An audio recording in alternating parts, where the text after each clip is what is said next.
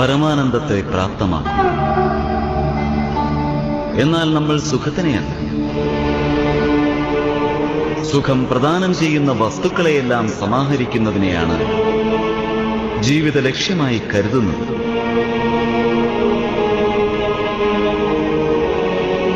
ഈ സമസ്ത പ്രപഞ്ചവും മായയാണ്, സമസ്തവും നശ്വരവുമാണ്.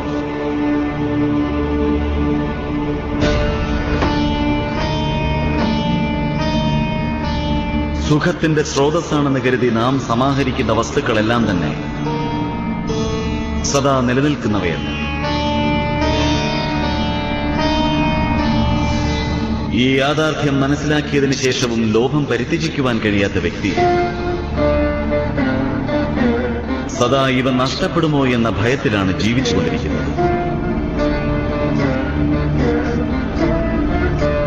ഈ യാഥാർത്ഥ്യം